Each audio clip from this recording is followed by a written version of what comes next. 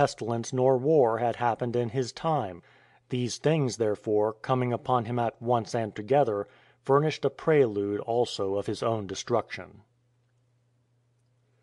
He himself with his forces was defeated in the war with the Armenians, and the rest of the inhabitants of the cities under him were terribly afflicted with famine and pestilence, so that one measure of wheat was sold for 2,500 Attic drachmas. Those who died in the cities were innumerable, and those who died in the country and villages were still more, so that the tax lists which formerly included a great rural population were almost entirely wiped out, nearly all being speedily destroyed by famine and pestilence. Some, therefore, desired to dispose of their most precious things to those who were better supplied, in return for the smallest morsel of food; and others, selling their possessions little by little, fell into the last extremity of want.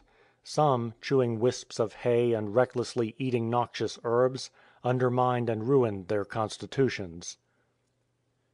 And some of the high-born women in the cities, driven by want to shameful extremities, went forth into the market-places to beg, giving evidence of their former liberal culture by the modesty of their appearance and the decency of their apparel.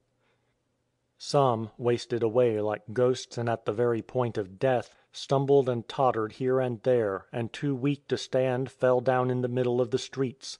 Lying stretched out at full length they begged that a small morsel of food might be given them, and with their last gasp they cried out "Hunger!" having strength only for this most painful cry. But others who seemed to be better supplied, astonished at the multitude of the beggars, after giving away large quantities, finally became hard and relentless, expecting that they themselves also would soon suffer the same calamities as those who begged. So that in the midst of the market-places and lanes, dead and naked bodies lay unburied for many days, presenting the most lamentable spectacle to those that beheld them. Some also became food for dogs, on which account the survivors began to kill the dogs, lest they should become mad and should go to devouring men. But still worse was the pestilence which consumed entire houses and families, and especially those whom the famine was not able to destroy because of their abundance of food.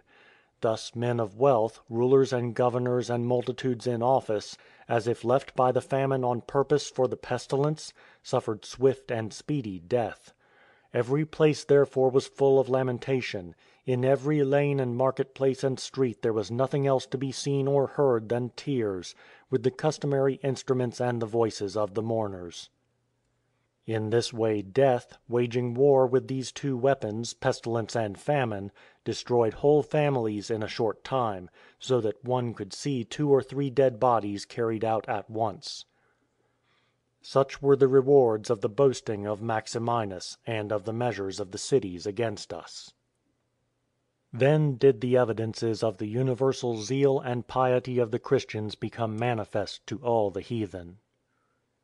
For they alone in the midst of such ills showed their sympathy and humanity by their deeds. Every day some continued caring for and burying the dead, for there were multitudes who had no one to care for them.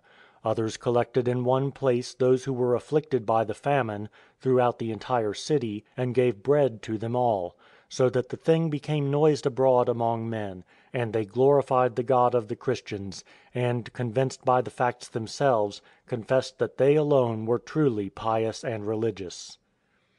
After these things were thus done, God, the great and celestial defender of the Christians, having revealed in the events which have been described his anger and indignation at all men for the great evils which they had brought upon us, restored to us the bright and gracious sunlight of his providence in our behalf, so that in the deepest darkness a light of peace shone most wonderfully upon us from him, and made it manifest to all that God himself has always been the ruler of our affairs. From time to time indeed he chastens his people and corrects them by his visitations, but again after sufficient chastisement he shows mercy and favor to those who hope in him. End of Book 9, Part 1.